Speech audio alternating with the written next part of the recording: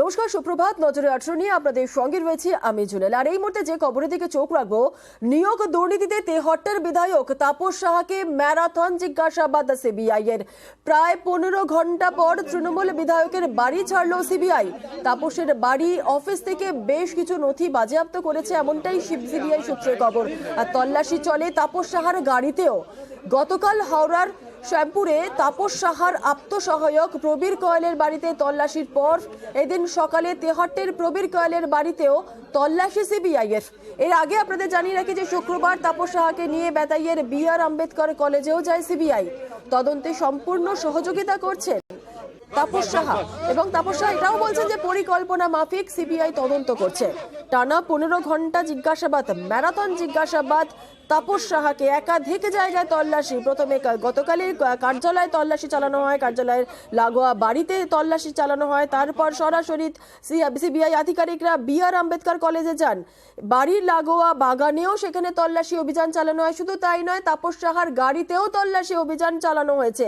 আর এরপর আজ আপনাদের জানিয়ে রাখি যে তাপস সাহার আত্মসহায়ক প্রবীর কয়াল, আজ সকালে প্রবীর কয়ালের বাড়িতেও সিবিআই আধিকারিকরা পৌঁছে গিয়েছেন। সেখানেও তেহট্টের বাড়িতে,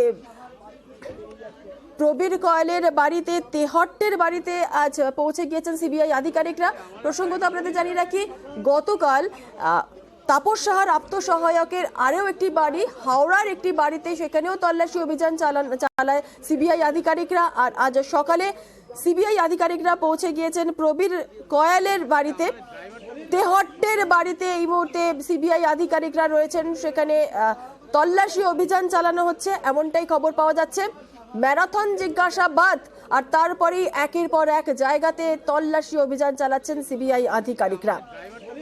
আরো বিস্তারিত জানবো, এই মুহূর্তে আমাদের সঙ্গে রয়েছেন আমাদের প্রতিনিধি অমিত সরকার। সরাসরি চলে যাব অমিতের কাছে। তেহট্টে এই মুহূর্তে সিবিআই আধিকারিকরা তাপস সাহার আত্মসহায়কের বাড়িতে অভিযান চালাচ্ছে, তল্লাশি অভিযান চালাচ্ছে। কি ছবি এই মুহূর্তে?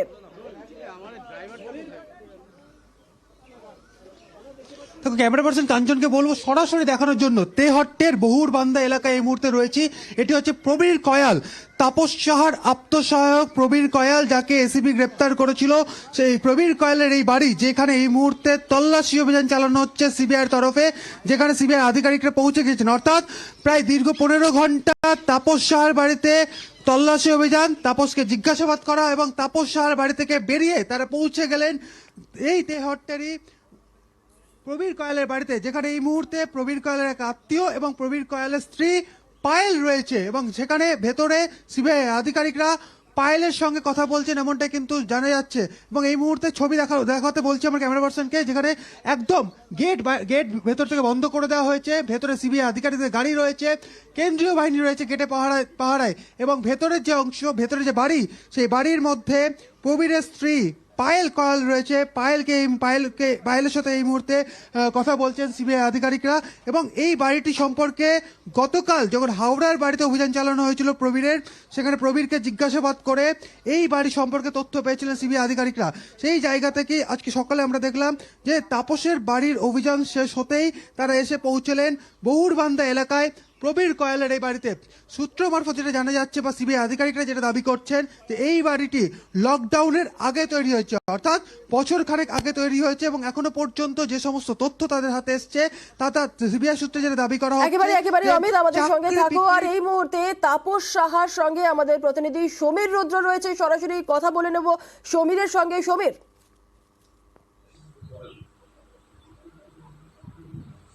দেখো ঠিক এই মুহূর্তে আমরা রয়েছি বিধায়ক তাপস সাহার দলীয় কার্যালয়ে। সেখানে তাপস সাহা উপস্থিত রয়েছেন আমার ঠিক পাশেই, এবং দলীয় কর্মীরা সেখানে উপস্থিত রয়েছেন।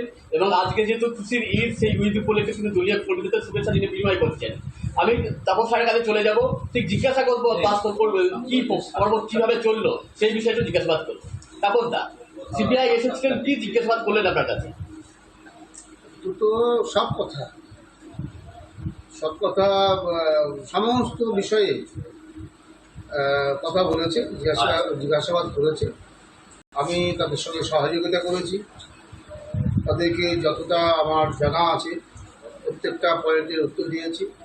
তন্ন করে সার্চ করেছি, ওই আলমারির অবস্থা, এই আলমারি, এগুলো সব একটু যে আমার বেডরুম, আমার ছেলে যেখানে থাকে, যে ঘরে থাকে, সেখানে আমার পাশের ঘরে কাজের মেয়েটা আছে, তার ঘরে সমস্ত তন্ন তন্ন করে তারা দেখেছে, খতিয়ে দেখেছে।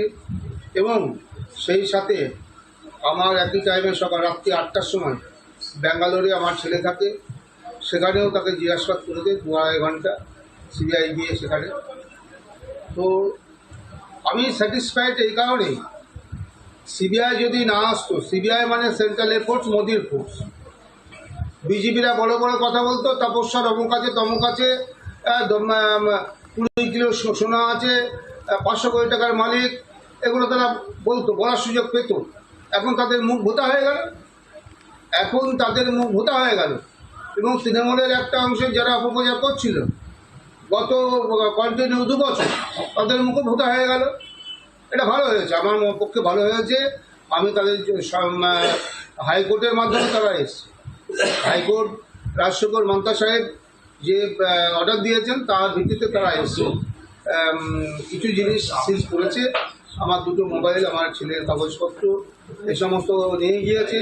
তারা খতিয়ে দেখুক, এবং তারা বলে গিয়েছে যদি আমরা ডাকি, আপনাকে নোটিশ করি, আপনি যাবেন, আপনার সমস্ত আপনি যাদের সহায়তা করেছেন আমরা স্যাটিসফাইড। এবং সেই সাথে আমার ছেলে ব্যাঙ্গালোরে আছে, তারা বলে গিয়েছে ভেরি গুড বয়। বাড়ির আর অন্য কোনো সদস্যকে কিছু জিজ্ঞাসাবাদ করলো? কাজের মেয়েটাকে জিজ্ঞেস করেছে, বাড়িতে একটু বড় বৌদি আছে, তাকে কথা জিজ্ঞেস করেছে। এই যে জিজ্ঞাসাবাদ পর্ব, এর মধ্যে কোনো দলীয় নেতৃত্বের কোনো সহায়তা পেয়েছেন আপনি?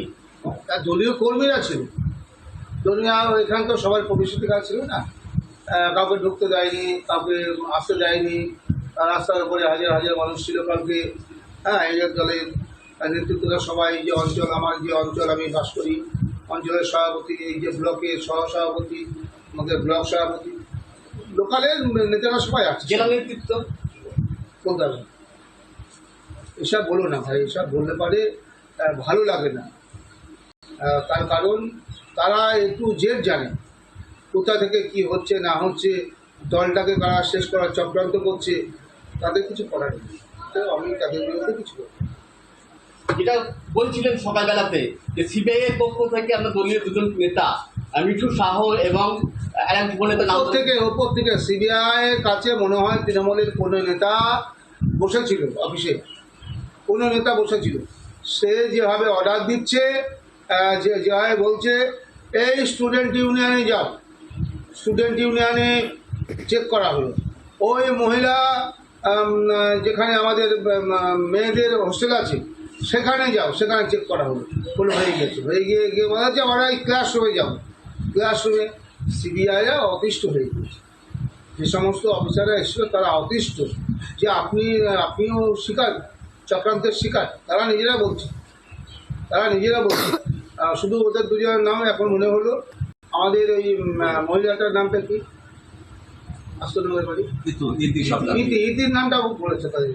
মানে এখান থেকে পিন করে যা হচ্ছে সেইটাই ডিটো তারা করছে। তুমি শুনলে তিনি কিন্তু পরিষ্কার দলীয় নেতৃত্বের ওপরে কিন্তু অভিযোগ দায়ের করছেন, যে দলীয় নেতৃত্বের অভিযোগ সুপারিশের ভিত্তিতে সিবিআই বিভিন্ন জায়গায় তল্লাশি অভিযান চালিয়েছে এবং তদন্ত করেছে, এবং বেশ কিছু দলের নেতা এবং কর্মীদের নাম কিন্তু সিবিআই সামনে উপস্থাপন করেছে। জুনেলা, একেবারে বেশ, অনেক ধন্যবাদ সমীর। কথা বলছিলাম আমাদের প্রতিনিধি সমীর রুদ্রর সঙ্গে।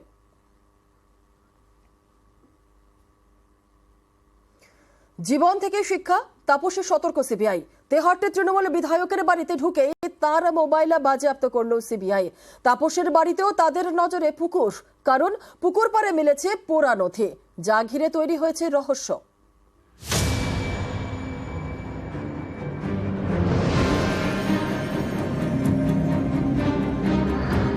সরকারি চাকরির বিক্রির অভিযোগ। 19 এপ্রিল তেহট্টের তৃণমূল বিধায়ক তাপস সাহার বিরুদ্ধে সিবিআই তদন্তের নির্দেশ দেয় কলকাতা হাইকোর্ট। আদালতের নির্দেশ মতো শুক্রবার তাপসের বাড়িতে হানা দেয় সিবিআই। অভিযানের শুরুতেই বাজেয়াপ্ত করে তৃণমূল বিধায়কের মোবাইল, যা দেখে অনেকেই বলছেন জীবন কৃষ্ণের ঘটনা থেকে শিক্ষা নিয়ে তাপসে সতর্ক সিবিআই। নিয়োগ দুর্নীতিতে কয়েকদিন আগেই মুর্শিদাবাদের বড়োয়ার তৃণমূল বিধায়ক জীবন কৃষ্ণ সাহাকে গ্রেপ্তার করে সিবিআই। অভিযোগ, বাড়িতে সিবিআই হানার সময় পাশের পুকুরে নিজের দুটি মোবাইল ফেলে দেন বড়োয়ার তৃণমূল বিধায়ক। পরে সেই মোবাইল দুটি উদ্ধার করতে গিয়ে অনেক কাঠখড় পোহাতে হয় সিবিআইকে। এবার তাই তাপসে সিবিআই সতর্ক।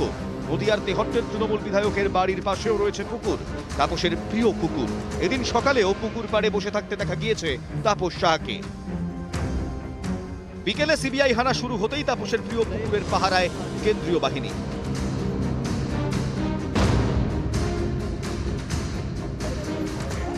তাপসের বাড়িতে সিবিআই, কেন্দ্রীয় গোয়েন্দারা যাওয়ার পরেই তাপসের পুকুরের পাড় থেকে উদ্ধার পোড়া নথি। এগুলি কিসের নথি? কে পোড়ালো? কেন পোড়ালো? এগুলি কি নিয়োগ দুর্নীতি সংক্রান্ত নথি? তাই কি সিবিআই যাওয়ার আগে পুড়িয়ে দেওয়া হয়েছে? এসব প্রশ্নেরই উত্তর খুঁজছেন কেন্দ্রীয় গোয়েন্দারা। নিউজ 18 বাংলা।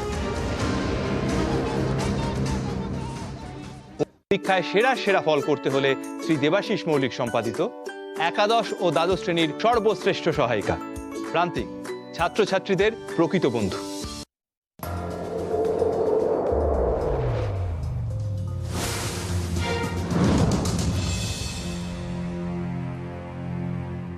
খবর এক নজরে নিবেদন করছে আপনার স্বপ্নের বাড়ি বানানোর সময় মিকি পাওয়ার প্লাস টিএমটি বারের উপর ভরসা রাখুন।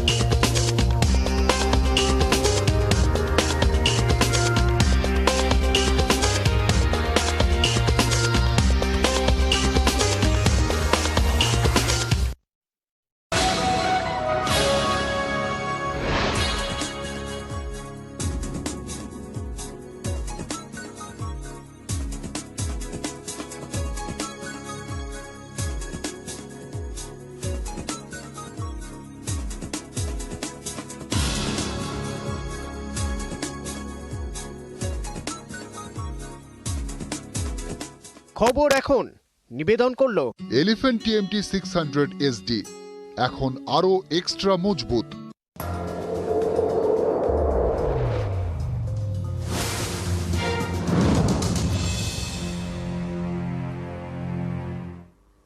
এবার পুরো দুর্নীতিতেও সিবিআই। রাজ্যে 20টির বেশি পুরসভায় নিয়োগ দুর্নীতির অভিযোগ। ইডির পাওয়া নথির ভিত্তিতেই সিবিআই তদন্তের নির্দেশ হাইকোর্টের। 28 এপ্রিল প্রাথমিক রিপোর্ট পেশের নির্দেশ দিয়েছেন বিচারপতি অভিজিৎ গঙ্গোপাধ্যায়।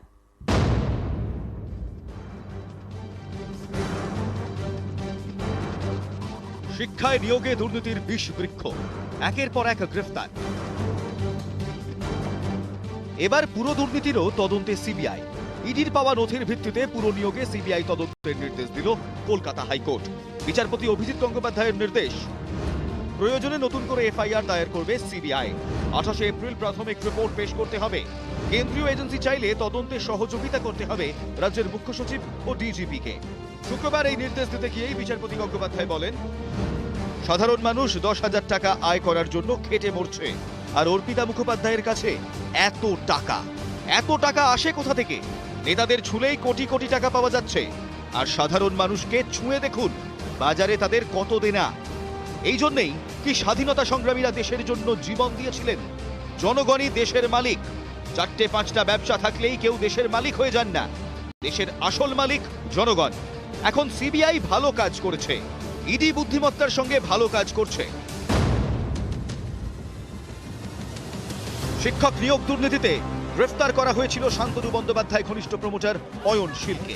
তাকে জেরা করে এবং অফিসে তল্লাশি চালিয়ে পুরসভার নিয়োগ সংক্রান্ত নথি হাতে আসে এনফোর্সমেন্ট ডিরেক্টরেটের। ইডি জানতে পারে একাধিক পুরসভায় চাকরি হয়েছে বেআইনিভাবে। থার্ড পার্টি হিসেবে এই নিয়োগ করেছে অয়নের সংস্থা। এর জন্য মোটা টাকা তুলেছেন অয়নশীল। চাকরি পাইয়ে দেওয়ার জন্য পুরসভার ভেতরেও ছিল এজেন্ট। সূত্রের দাবি, 20টির বেশি পুরসভার নিয়োগে দুর্নীতির হদিশ পায় ইডি। এর মধ্যে রয়েছে নদিয়ার 4টি পুরসভা। এছাড়াও রয়েছে দমদম, দক্ষিণ দমদম, পানিহাটি, টিটাগড়, মধ্যমগ্রাম, টাকির মতো পুরসভা। এই সব নথির ভিত্তিতে তদন্ত শুরু করার অনুমতি চেয়ে আদালতের দ্বারস্থ হয় ইডি। তাদের আবেদনের ভিত্তিতেই এবার পুরো দুর্নীতিতে সিবিআই তদন্তের নির্দেশ দিল কলকাতা হাইকোর্ট। নিউজ 18 বাংলা।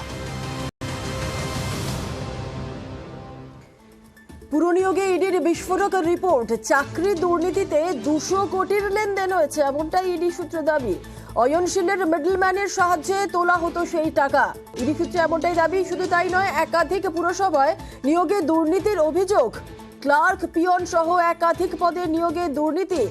আরো বিস্তারিত জানবো, আমাদের সঙ্গে রয়েছেন আমাদের প্রতিনিধি অর্ণব হাজরা। অর্ণব, দেখো সেটা গতকাল দুর্নীতির নির্দেশ দিয়েছেন শ্রীমতী অভিজিৎ গঙ্গোপাধ্যায় এবং সেই নির্দেশের মধ্যে দেখা যাচ্ছে ইডি যে এখনো পর্যন্ত অয়নশীলকে জিজ্ঞাসাবাদ করে যে তথ্য পেয়েছে, যে নথি পেয়েছে পুরসভা নিয়োগ সংক্রান্ত, তাতেই প্রায় 200 কোটি টাকার নিয়োগ অঙ্ক দেখা যাচ্ছে। অর্থাৎ দুর্নীতির অঙ্কটা 200 কোটি টাকা। এই 200 কোটি টাকা এই পুরসভা, সেখানে দেখা যাচ্ছে কাঁচরাপাড়া, হালিশহর, পাশাপাশি সাউথ দমদম, উত্তর দমদম, টাকি, এরকম বেশ কিছু পুরসভায় একাধিক পদ, সেই পদে চাকরি অয়নশীল, তার সহযোগী এবং তাদের মিডলম্যানদের মাধ্যমে 200 কোটি টাকা বাজার থেকে তোলা হয়েছে। এই টাকা বিনিময়ে চাকরি দেওয়া হয়েছে এবং এই চাকরিগুলি পুরোটাই হচ্ছে বেআইনি চাকরি বলে ইডির দাবি। এবং এই ঘটনাতেই কিন্তু সিবিআই তদন্তের নির্দেশ দিয়েছে বিচারপতি অভিজিৎ গঙ্গোপাধ্যায়। এবং মূলত অয়নশীলকে জিজ্ঞাসাবাদ করা হয়, তাকে গ্রেপ্তার করে ইডি প্রাথমিক নিয়োগ দুর্নীতির মামলায়, এবং তাকে জিজ্ঞাসাবাদ করতে গিয়ে এই পুরসভার নিয়োগ সংক্রান্ত এই তথ্য ইডি পায় এবং সেই তথ্য জানার পর সেখানে সিবিআই তদন্তের নির্দেশ গতকালই দিয়েছেন বিচারপতি অভিজিৎ গঙ্গোপাধ্যায়। বেশ, ধন্যবাদ অর্ণব।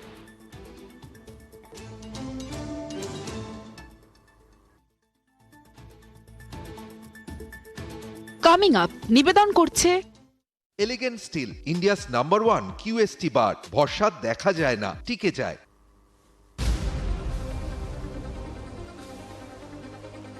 তাপস সাহার পুকুর পাড়ে পোড়া নথি, তেহট্টে তৃণমূল বিধায়কের পুকুর পাড়ে পোড়া নথি উদ্ধারে চাঞ্চল্য। কিসের নথি, কেন পোড়ানো হলো, বাড়ছে রহস্য।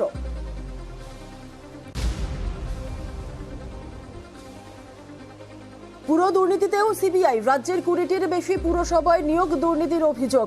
অয়নশীলের বাড়িতে উদ্ধার একাধিক নথি, সিবিআই তদন্তের নির্দেশ বিচারপতি অভিজিৎ গঙ্গোপাধ্যায়ের। প্রয়োজনে নতুন করে এফআইআর, 28 এপ্রিল প্রাথমিক তদন্ত রিপোর্ট পেশের নির্দেশ। কামিং আপ নিবেদন করলো এলিগেন্ট স্টিল, ইন্ডিয়া